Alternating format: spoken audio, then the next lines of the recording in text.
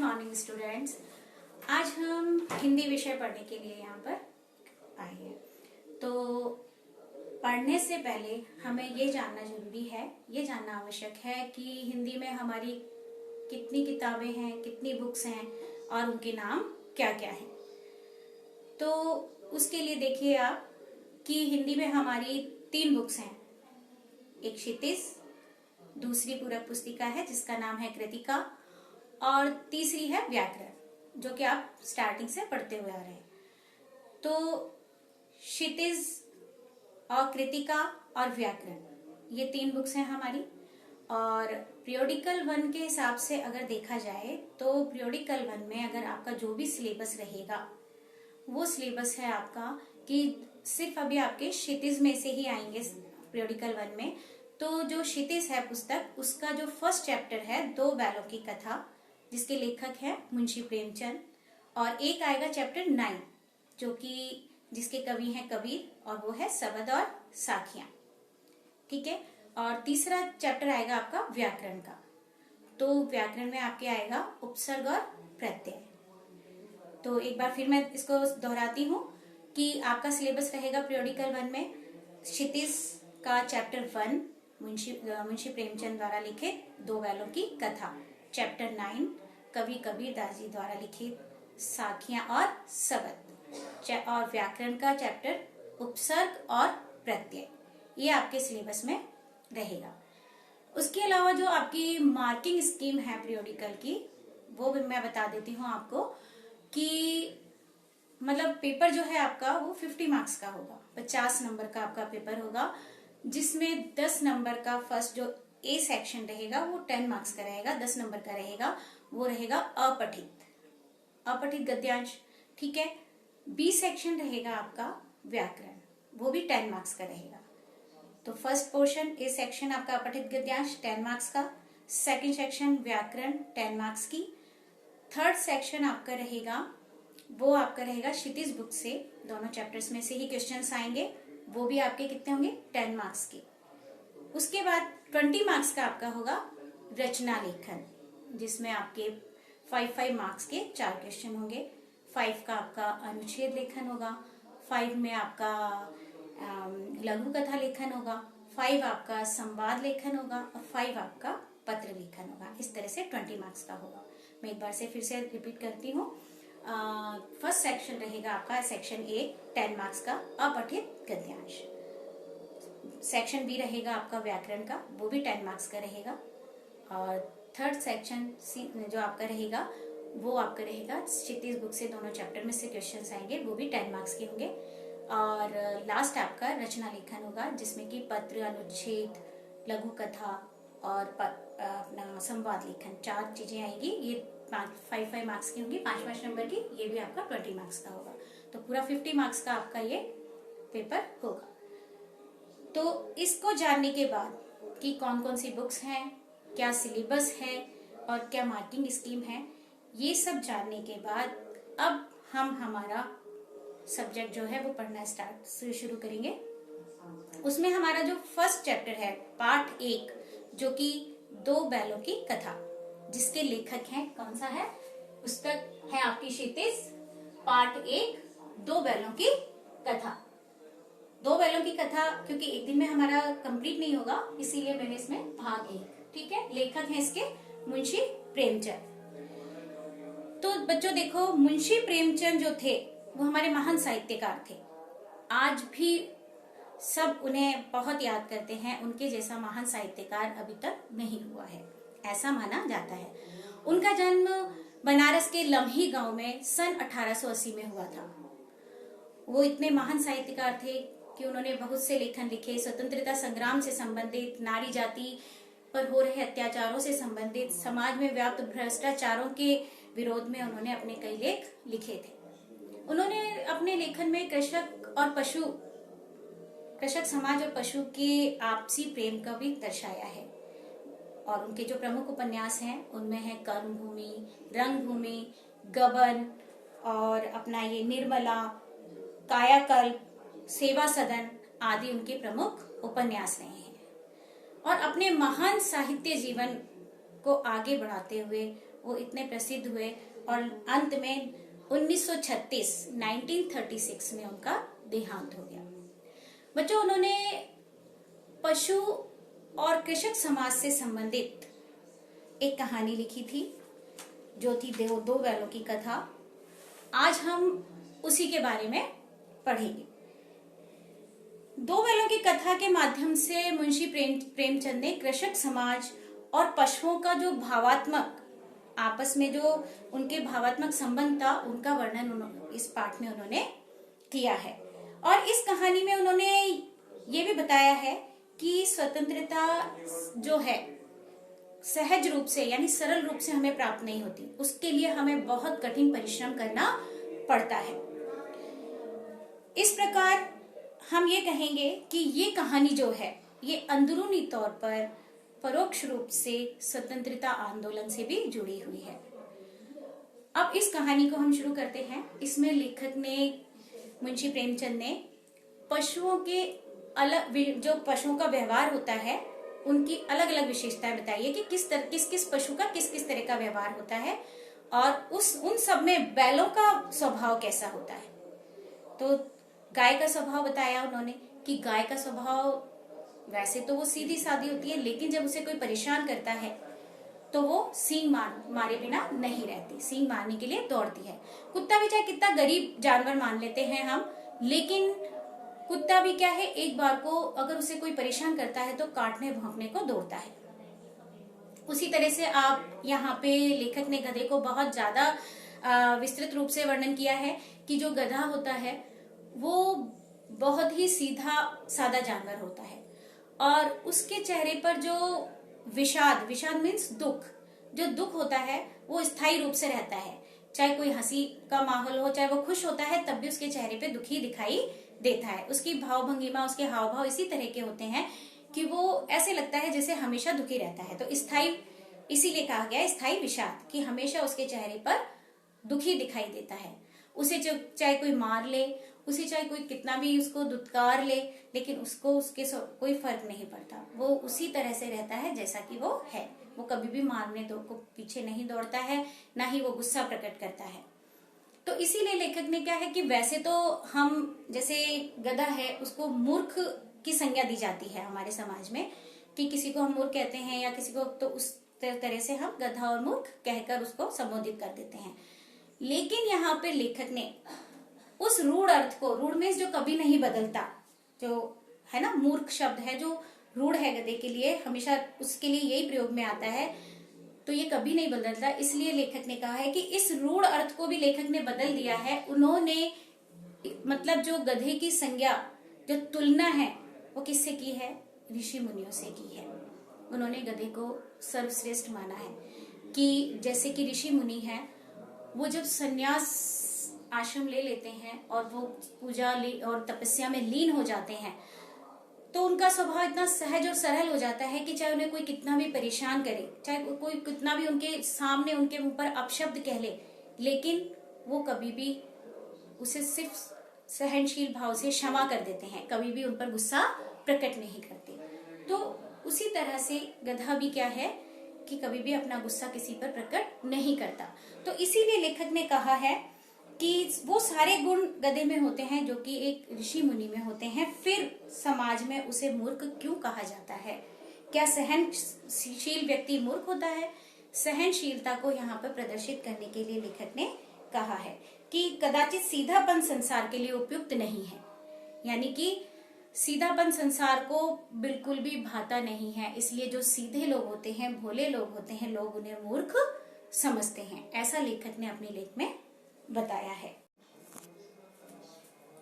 तो बच्चों देखो, अभी तक हमने सभी पशुओं के बारे में पढ़ा कि गाय कैसी होती है, गधे में क्या गुण है और कुत्ते कैसा स्वभाव है। अब हम बात करेंगे बैलों की। बैल जो होते हैं वैसे तो वो सीधे साधे होते हैं, लेकिन अड़ियल होते हैं। जब अपनी बात पर अड़ जाते हैं तो अपनी बात को वो पूरी करके ही मानते हैं। तो इस कहानी में झूरी नामक एक नायक है जिसके दो बहल हैं, हीरा और मोती, जो कि पछाई जाति के। पछाई एक पशुओं की नस्ल होती है। तो वो पछाई जाति के दोनों बैल हैं। वो देखने में बहुत ही सुंदर हैं और बहुत दिनों तक मतलब हमेशा चौकस रहते हैं, डील डोल में अच्छे हैं और बहुत दिनों तक वो एक साथ रहे हैं, इसलिए दोनों बैलों में आपस में भी बहुत प्रेम है। अपने मालिक से तो, झूरी से तो वो बहुत प्रेम करते ही हैं, उनके उसके प्रति तो वो कर्तव्यनिष्ठ हैं, लेकिन उन दोनों के बीच में भी आपसी प्रेम बहुत है। वो हमेशा एक दूसरे आमने सामने जब बैठते हैं, आसपास जब बैठते हैं, तो वो मूक भाषा में बातें करते हैं। दोनों मतलब अवश्य ही उनमें ऐसी कोई गुप्त शक्ति थी जो कि जीवों में श्रेष्ठ होने का दावा करती है। यानी कि जीवों में श्रेष्ठ, हम सब में श्रेष्ठ, मनुष्य से भी श्रेष्ठ। क्योंकि अगर मूक भाषा समझ लेता है व्यक्ति, मूक भाषा समझने का मतलब एक दूसरे के दुख को वो समझ जाते थे कि मोती को क्या दुख है तो हीरा तुरंत समझ जाता था, हीरा को क्या दुख है मोती तुरंत समझ जाता था। लेकिन आज मनुष्य में भी ये गुण नहीं है। मनुष्य दूसरे के दुख को देखकर दुखी नहीं होता, उसके सुख को देखकर सुखी नहीं होता। इसलिए लेखक ने इधर ये बात बोली है कि ये दोनों जीवों में श्रेष्ठ थे। तो दोनों ऐसे थे कि हमेशा दोनों साथ रहते थे। दोनों अगर खाना खाते थे तो एक साथ नाद में मुंह डालते थे। नाद मीन्स जहाँ पे उनको खाने के लिए चारा डाला जाता है उस जगह को नाद कहते हैं। दोनों जब नाद में मुंह डालते थे, एक डालता था तो दूसरा भी डालता था, और अगर एक निकालता था तो दूसरा भी निकाल लेता था। दोनों मस्ती में खूब सींग मिलाते थे, आपस में एक दूसरे के साथ ही रहना, साथ ही उठना, साथ ही बैठना। और हमेशा ये दोनों की कोशिश रहती थी कि जब वो दोनों हल में जोते जाते थे तो उनकी एक ही कोशिश रहती थी कि ज्यादा वजन मेरे पे हो, ज्यादा भार मेरे पे हो, उस पे ना हो। दूसरे को वो भार से बचाना चाहते थे, यानी कि उसको दुखी देखना नहीं चाहते थे। ये सारी बातें उनके अंदर थी। इतनी घनिष्ठता होने के बाद और वो हमेशा दोनों बैल जब थक जाते थे, काम करते थे, पूरा दिन हल चलाते थे, थक जाते थे, तो वो अपना जो घनिष्ठता है वो इस प्रकार प्रकट करते थे कि दोनों एक दूसरे को चाट कर थकान मिटाना चाहते थे। दोनों एक दूसरे को आपस में सूंघकर एक दूसरे की थकान मिटाने का प्रयास करते थे। संयोग की बात थी कि झूरी ने एक बार जो अपनी बैलों की गोई थी, गोई मीन्स जोड़ी, कि अपनी बैलों की जोड़ी को अपने ससुराल भेज दिया। अब जब वो ससुराल भेज दिया और ससुराल जा रहे थे तो उन्होंने रास्ते में, बैलों ने सोचा, क्योंकि वो तो जीव थे, उन्हें नहीं पता था कि झूरी हमें कहाँ भेज रहा है और झूरी क्या उन्हें अपने ससुराल भेज रहा था। और रास्ते में बैलों ने सोचा कि हमारे मालिक ने हमें दूसरे के हाथों बेच दिया है। वो अब मन ही मन सोचने लगे कि हम तो हमेशा जो जैसा मिलता था वैसा खा लेते थे, इतनी मेहनत कर रहे थे, अपने मालिक के प्रति इतने वफादार थे, फिर भी हमें मालिक ने क्यों बेचा। और बैलों को कौन ले जाने आया था? झूरी का साला गया। अब गया उन बैलों को जब रास्ते में ले जा रहा था और बैलों का मन नहीं था अपने मालिक को छोड़कर जाने का, तो वो रास्ते में गया को परेशान करते हुए ले गए। गया उन्हें आगे को खींचता, पगहे खींचता, उनके पगहे मीन्स गले में जो रस्सी डाली हुई होती है बैलों की, वो कि पगहों को जब वो खींचता तो वो पीछे की तरफ खींचते, कभी इधर गिरने का प्रयास करते, कभी इधर गिराने का प्रयास करते। गया को उन्होंने पूरे रास्ते इतना परेशान कर लिया कि जब वो गया के घर पहुंचे, गया ने उन्हें वहां पर बांधा और बांधने के बाद उनको रूखा सूखा भूसा डाला। अब बैलों ने सोचा कि यहाँ तो हमारे मालिक भी नहीं है और हम किसी से शिकायत भी नहीं कर सकते, और इस तरह से रूखा सूखा भोजन करके तो हम कैसे खाएंगे ऐसा भोजन। तो वो बहुत परेशान हो गए कि पता नहीं हमारे मालिक ने हमें इस जालिम के हाथ क्यों बेच दिया, ऐसा वो मनी मन सोचने लगे। अब दोनों अपनी वो भाषा में सलाह करने लगे। दोनों एक दूसरे को कनखियों से देखने लगे, यानी कि एक दूसरे को आंखों ही आंखों से देखने लगे कि जब गांव में सोता पड़ जाएगा मीन्स जब सारा गांव सो जाएगा तब हम अपनी रस्सियों को तुड़ाकर यहाँ से भाग जाएंगे। अब दोनों ने जब मन में ये विचार किया तो उन्होंने कोशिश की और रात को इतनी जोर से, एक जोश के साथ उन्होंने झटका मारा कि उनकी रस्सी टूट गई और वो वहां से भाग निकले। रास्ता क्योंकि आए थे वहां से तो जाने में भी उन्हें परेशानी नहीं हुई और वो जाकर झूरी के घर पे जाकर वापस से खड़े हो गए। अब जब वो स्नान पर खड़े थे तो झूरी आया, बाहर देखा कि दोनों बैल आ गए, तो झूरी ने उन्हें प्यार किया, उनके ऊपर हाथ सहलाया, उनको खाने को देने लगा। इतने में झूरी की पत्नी आई और वो गुस्सा करने लगी, कहने लगी कि ये दोनों कामचोर हैं, इसलिए ये तोड़कर रस्सियां तोड़ाकर भाग आए। वो बोला, तो झूरी ने इसके बाद में जवाब दिया कि नहीं, कामचोर नहीं है, इन्हें खाने को अच्छा नहीं दिया गया होगा। तब झूरी की पत्नी ने कहा कि खाने को तुम्हारी तरह थोड़ी ना है कि इनको प्यार प्रेम ही करते रहो, वहां अगर खिलाते हैं तो काम भी उतना ही लेते हैं, और ये दोनों हैं कामचोर, इनसे काम नहीं हुआ, इसलिए ये रस्सियां तोड़ाकर भाग आए। और गुस्से में उसने अपने नौकर को कहा कि इन्हें सूखा भूसा दिया जाए, इनको खली मीन्स एक होती है जो कि चारे में डालकर जानवरों को खिलाई जाती है। तो वो खली बिना उसके सिर्फ सूखा भूसा खाने को दिया जाए, ऐसा कहकर झूरी की पत्नी अंदर चली गई।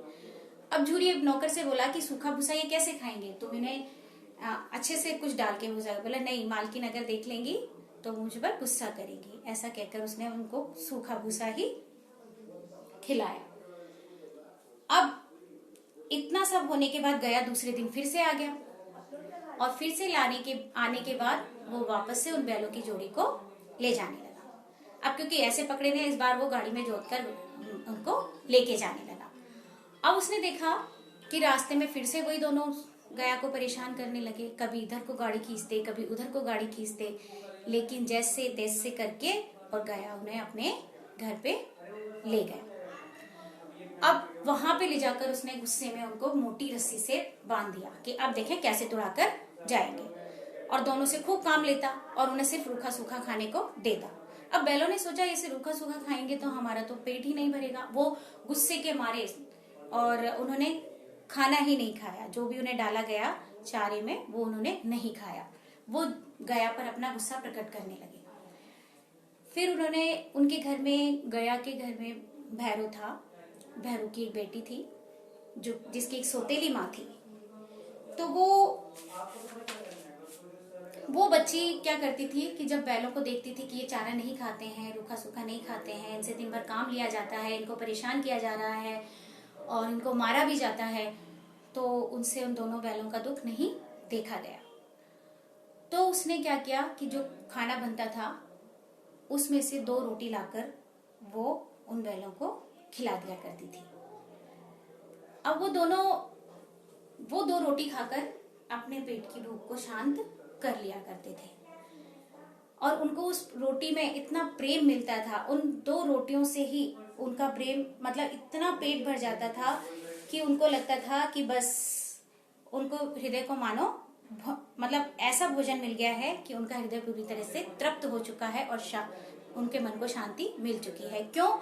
क्योंकि वो उस बच्ची द्वारा प्रेम से खिलाई जाती थी। वो एक रोटी इसलिए उनका पेट भर देती थी क्योंकि एक रोटी से तो बेल का पेट भर नहीं सकता।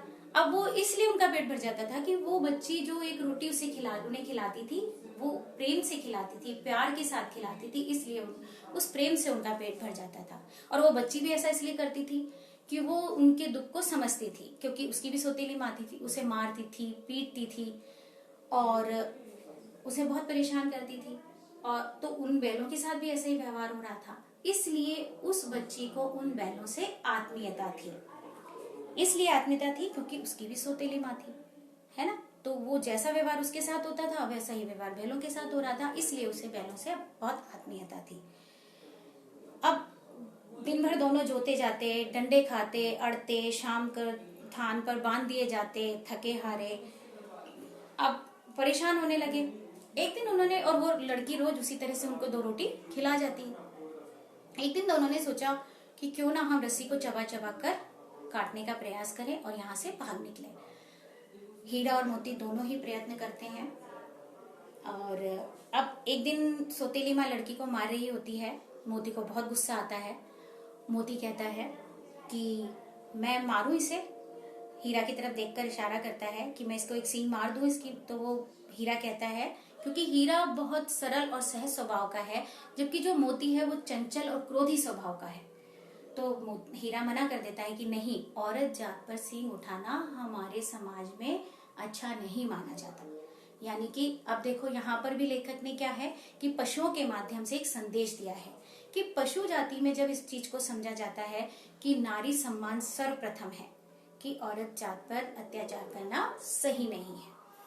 तो उसी तरह से मनुष्य को समझना चाहिए कि जब एक पशु होकर इस तरह की बात अगर बोल रहा है तो हमें भी नारी जाति का सम्मान करना चाहिए। अब दोनों वहां से रस्सी तुड़ाकर जाने की बात करते हैं कि चलो रस्सी तुड़ाकर ही भाग चलते हैं, यहाँ तो हमें रूखा सूखा खाने को मिलता है, इस तरह से रहे तो हम कमजोर होंगे, एक दिन मर जाएंगे। तो वो दोनों रात को रस्सी चबाने लगते हैं, लेकिन इतनी मोटी रस्सी है कि वो उनके मुंह में नहीं आती है। अब वो लड़की रात को उनको देखती है, दोनों को रोटी देने आती है, देखती है कि ये दोनों भागने का प्रयास कर रहे हैं। फिर लड़की चुपचाप रात को उठकर आती है और उनकी रस्सी खोलकर चली जाती है। अब दोनों फिर मन में दुखी होकर सोचते हैं कि अगर हम भाग गए तो सबका इस लड़की पर ही शक जाएगा कि इसी ने हमें भगाया है, तो इसको पीछे से सब परेशान करेंगे, इसे दुखी करेंगे, इसे मारेंगे। तो वो दोनों कहते हैं नहीं भागेंगे, लेकिन वो लड़की ही थोड़ी चतुराई दिखाती है और जोर जोर से चिल्लाने लगती है, भैरव की जो लड़की है, कि फूफा आपके दोनों बैल भागे जा रहे हैं, फूफा आपके दोनों बैल भागे जा रहे हैं। अब बैलों को लगता है कि अच्छा तब तो अब ये नहीं पकड़ी जाएगी, तो दोनों बैल भागने लगते हैं। और पीछे पीछे जब गया वगैरह भागते हैं तो वो आनन फानन में इतना तेज भागते हैं, इतना तेज भागते हैं कि उन्हें फिर रास्ते में कुछ भी सुझाई नहीं देता, वो रास्ता भटक जाते हैं और भागते भागते एक मटर के खेत में पहुंच जाते हैं। अब मटर के खेत में जब वो पहुंचते हैं तो खूब अच्छे से दोनों खा लेते हैं और फिर दोनों आपस में धूल धुप्पल करने लगते हैं, मस्ती करने लगते हैं।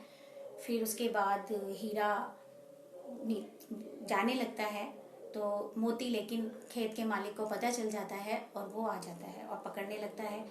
तो मोती पकड़ा जाता है और लेकिन हीरा नहीं पकड़ा जाता, क्योंकि वो मेड़ पर था। मेड़ यानी खेत के चारों तरफ की दीवार। तो हीरा तो बचकर भाग जाता है और मोती बीच खेत में जहां पर पानी दिया जाता है, पानी दिया हुआ था, उसमें उसके पैर फंस जाते हैं, इसलिए वो पकड़ा जाता है।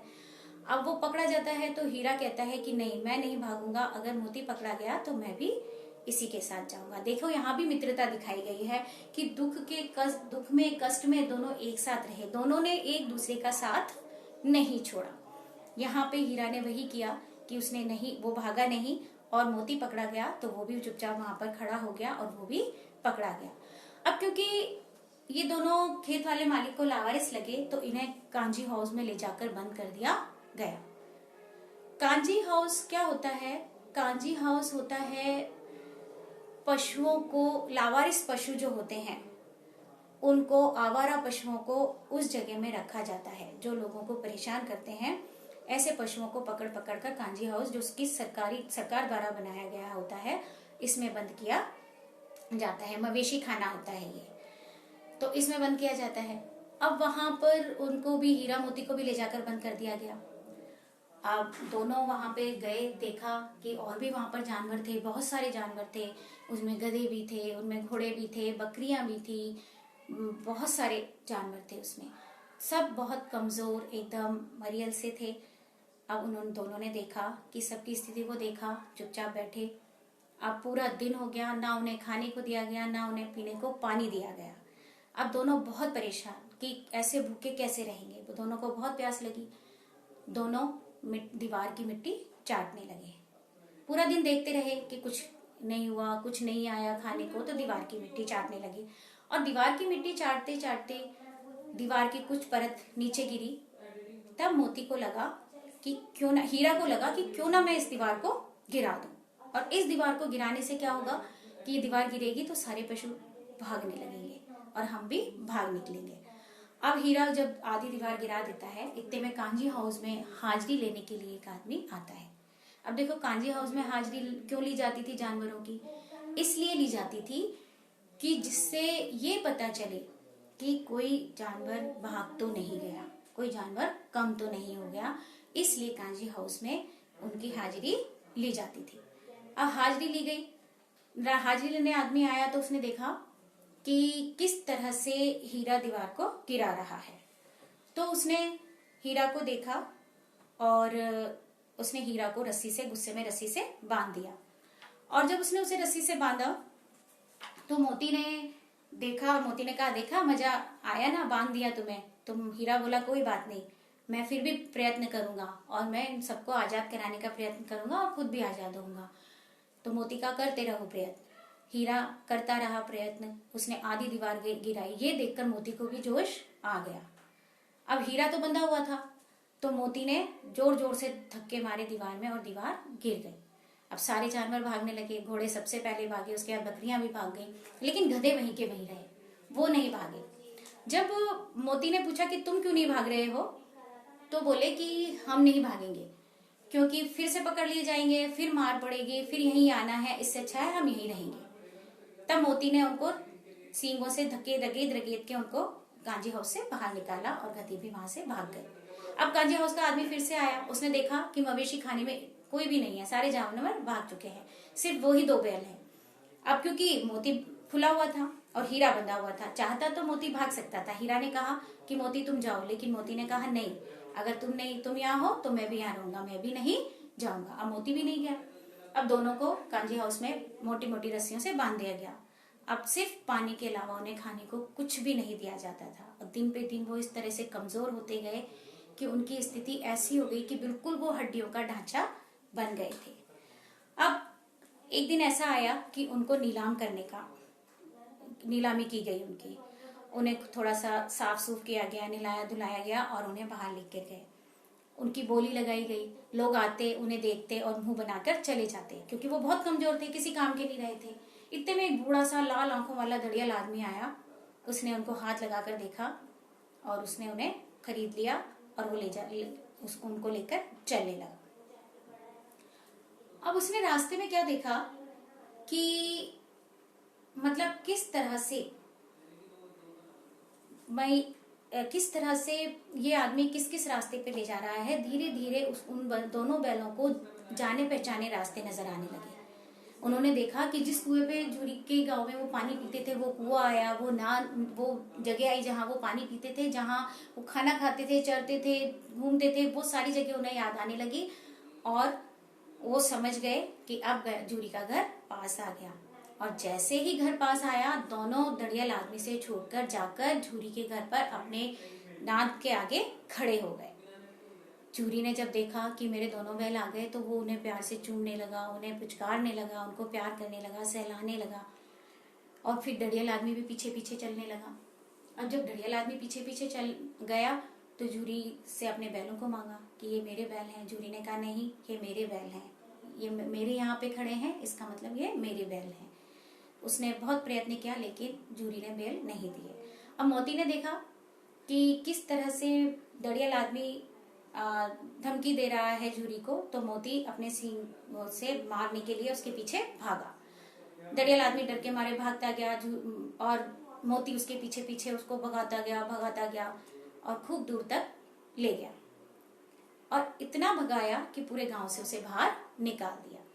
बच्चे भी गांव के बहुत खुश हुए, वो क्योंकि झूरी और हीरा और मोती को शुरू से प्यार करते थे, तो बच्चे भी बहुत खुश हुए। गांव में सारी तरफ हंसी खुशी का माहौल और बहुत ही मतलब अच्छा वातावरण हो गया था। और उसी समय आकर मालकिन ने भी उनको दोनों के माथे को चूम लिया।